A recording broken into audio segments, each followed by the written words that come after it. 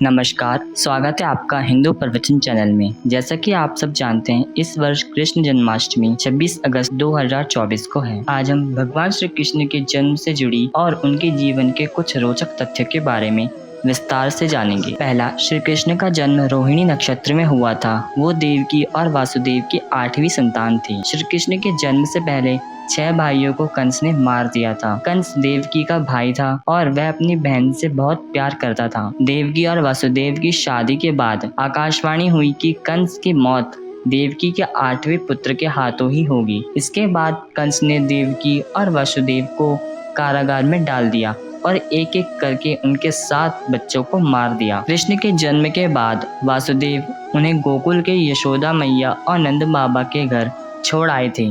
श्री कृष्ण को जन्म भले ही देवकी ने दिया हो, लेकिन उनका पालन पोषण यशोदा मैया ने ही किया था। श्री कृष्ण के गुरु संदीपनी को माना जाता है। कृष्ण ने अपने गुरु को ऐसी दक्षिणा दी थी जो शायद ही किसी गुरु को मिली होगी। श्री कृष्ण ने अपने गुरु को उनका मरा हुआ बेटा गुरु दक्षिणा के रूप में दिया था। बहुत कम लोग ये जानते हैं कि श्री कृष्ण ने देवकी के 6 मरे हुए बच्चों को उनसे वापस मिलवाया था। श्री कृष्ण ने देवकी वासुदेव की मुलाकात उनके 6 मृत बच्चों से करवाई थी। यह 6 मृत बच्चे हिरण्यकश्यप के पोते थे और एक श्राप में जी रहे थे। गोकुल के गोप प्राचीन रीति के मुताबिक वर्षा काल बीतने और शरद के आगमन के अवसर पर इंद्र देवता की पूजा किया करते थे।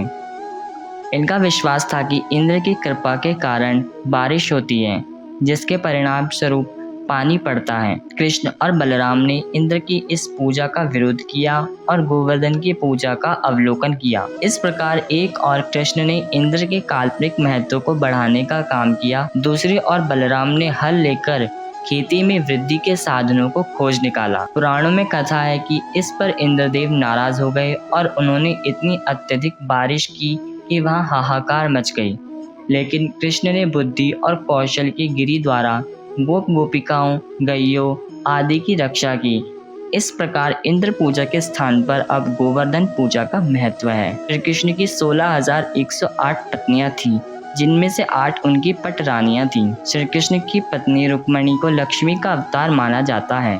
सभी 8 रानियों के 10-10 पुत्र थे। श्री कृष्ण और बलराम की बहन सुभद्रा भी थी। सुभद्रा वासुदेव और रोहिणी की बेटी थी। बलराम उनकी शादी दुर्योधन से कराना चाहते थे, जबकि रोहिणी और बाकी लोग ऐसा नहीं चाहते थे।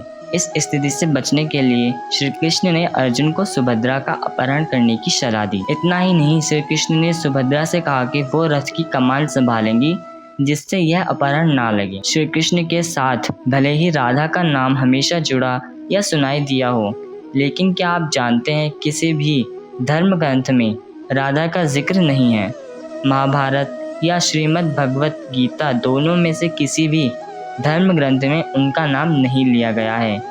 जयदेव ने पहली बार राधा का जिक्र किया था और उसके बाद से श्री कृष्ण के साथ राधा का नाम जुड़ा हुआ है। एकलव्य, जिसने द्रोणाचार्य को अपना अंगूठा गुरु दक्षिणा में काट कर दे दिया था, उसका संबंध भी श्री कृष्ण से था। एकलव्य श्री कृष्ण का चचेरा भाई था। एकलव्य वसुदेव के भाई का बेटा था। एकलव्य एक बार जंगल में खो गया, तब वह वहाँ हिरण्यधन को मिला। रुक्मणी के स्वयंवर के समय अपने पिता को बचाते हुए एकलव्य की मृत्यु हो गई। एकलव्य की मृत्यु श्री कृष्ण के हाथों ही हुई थी। क्या आप जानते हैं, अर्जुन अकेला ऐसा इंसान नहीं था जिसने श्री कृष्ण के मुंह से सबसे पहली बार गीता का सार सुना था। अर्जुन के साथ हनुमान जी और संजय ने भी गीता का सार सुना था। जब श्री कृष्ण अर्जुन को गीता का उपदेश सुना रहे थे, उस समय हनुमान जी रथ के ध्वज पे मौजूद थे और संजय अपनी दिव्य दृष्टि से गीता का सार सुन रहे थे। ऐसे ही धर्म से संबंधित जानकारी प्राप्त करने के लिए आप हमारे चैनल को लाइक,